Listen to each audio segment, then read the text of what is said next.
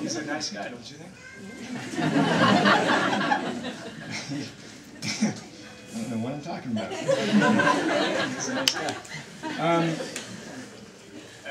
Thanks really for coming. Thanks for coming to Bookpeople. I'm sure you guys are all regular supporters of this bookstore. In case anybody is not, this is one of the great book-selling institutions ever to sit on planet Earth. And I'm sure you know how much your support of this store matters. We as a company, McSweeney's, wouldn't be around without stores like McSweeney's would not be around without Bookpeople. Literally, when we started out as a literary journal in Brooklyn, I used to carry boxes of the journals. I printed a few thousand of the first copy, and of the first issue, and I carried them on the subway to bookstores around the city and around Brooklyn and Manhattan. And I didn't know any better, so I would go to, I went to a chain store around the corner from where I lived, and the guy said, yeah, sir, that sounds fine. We'll carry that. That looks good. But we have to have it approved from a committee in Tennessee, I think.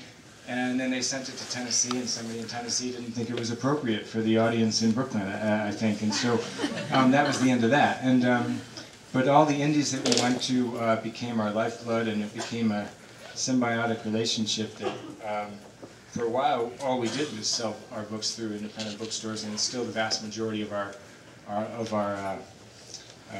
sales. And in San Francisco, where we're located, we're on a street or a neighborhood in the Mission District of San Francisco where there's a number of really great independent bookstores, and there's one across the street from us called Modern Times. And around Christmas, we were just trying to figure out how much each shopper, each purchase mattered to them, and I asked them to just figure out how many hardcovers they had to sell a day to pay the rent. And this is a store that's about as big as maybe 2,000 square feet. So how many would you think that they would have to sell, sir?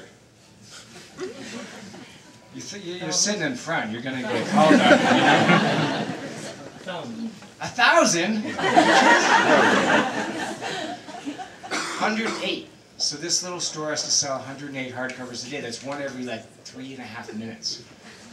So I have to think of things really physically and practically like that to sort of understand them, and it just sort of awakened me to just how much every single time we think of buying a book, you just cannot order it from some giant faceless corporation online. I'm not naming names. You got to go down to your local bookstore and help pay the rent. Anyway, so I'm glad to be here.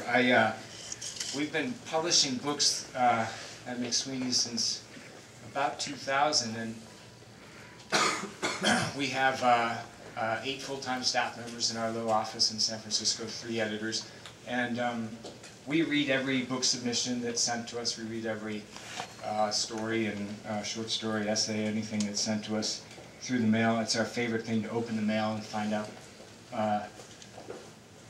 what new voices are out there, and we're always very honored that they would think of us as a venue for their work. And I guess, all of our... Kathy had grown up in Baton Rouge and was used to the hurricane routine, the litany of preparations, the waiting and watching, the power outages, the candles and flashlights and buckets catching rain. There seemed to be a half-dozen named storms every August, and they were rarely worth the trouble. This one, named Katrina, would be no different. This takes place Friday, August 26, 2005.